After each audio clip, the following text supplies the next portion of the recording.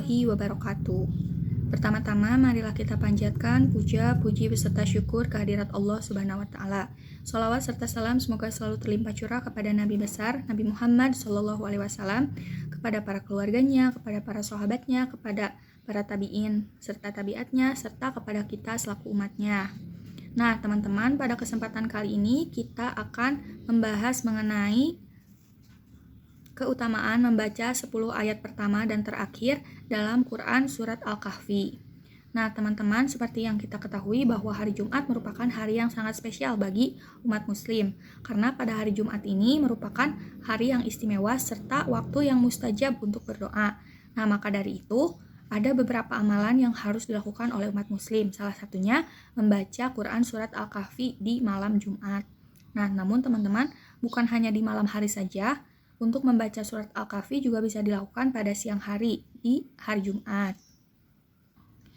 Al-Kahfi ini merupakan surat ke-18 di dalam Al-Quran yang berarti penghuni-penghuni gua. Surat ini mengisahkan tentang 7 orang pemuda dan seekor anjing yang mengasingkan diri dari kejaran pemimpin zalim dan kafir.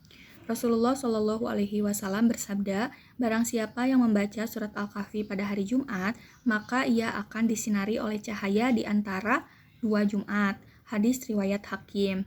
Nah, teman-teman, artinya bahwa ketika kita mengamalkan atau membaca surat Al-Kahfi pada hari Jumat, maka kita akan dilindungi dan juga disinari di antara 2 Jumat saat kita membaca dan juga hari Jumat pada minggu esoknya.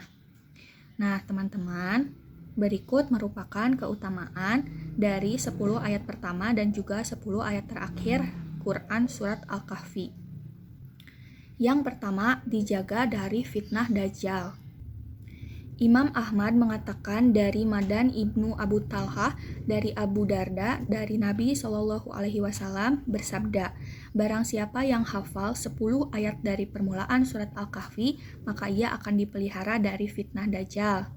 Nah, barang siapa yang membaca 10 ayat terakhir dari surat Al-Kahfi, maka sesungguhnya hal itu menjadi pemelihara baginya dari fitnah Dajjal.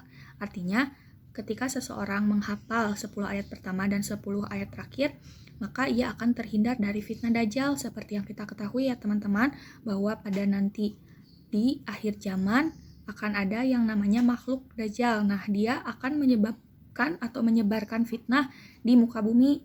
Nah, barang siapa umat Islam yang hafal 10 ayat pertama dan 10 ayat terakhir, maka insya Allah ia akan dilindungi dari fitnah Dajjal. Keutamaan yang kedua yaitu menjadi cahaya di hari kiamat. Nah, Rasulullah Shallallahu Alaihi Wasallam pernah bersabda, barang siapa yang membaca permulaan surat Al-Kahfi dan akhirnya, maka surat Al-Kahfi akan menjadi cahaya baginya dari telapak kaki hingga kepalanya. Dan barang siapa yang membacanya secara keseluruhan, maka surat Al-Kahfi menjadi cahaya baginya antara langit dan bumi. Nah, teman-teman, tidak hanya 10 ayat pertama dan 10 ayat terakhir, ternyata ketika kita mampu membaca surat Al-Kahfi keseluruhan, maka surat tersebut akan menjadi cahaya di hari kiamat nanti. Yang ketiga, diampuni semua dosa.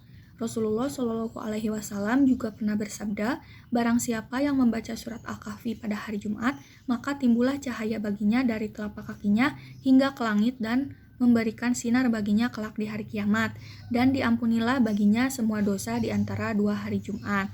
Nah, maksud hadis tersebut, orang yang menjaga 10 ayat dari permulaan surat Al-Kahfi dengan menghafalnya di luar kepala, maka ia akan dijaga dari fitnah Dajjal, juga ia akan mendapat cahaya di hari kiamat nanti, dan juga akan diampuni dosanya di antara 2 Jumat. Nah, karena itu umat Islam dianjurkan untuk membaca surat Al-Kahfi paling tidak 10 ayat pertama dan 10 ayat terakhir. Nah, teman-teman, ternyata luar biasa sekali ya keutamaan dari 10 ayat pertama dan 10 ayat terakhir.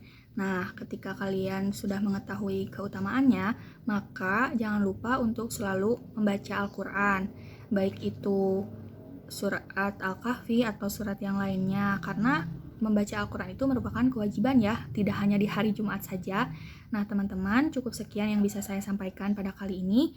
Semoga apa yang saya sampaikan bisa bermanfaat dan juga saya memohon maaf bila masih ada kekurangan dan kesalahan. Semoga kedepannya bisa menjadi lebih baik lagi. Terima kasih sudah menonton dan juga menyimak.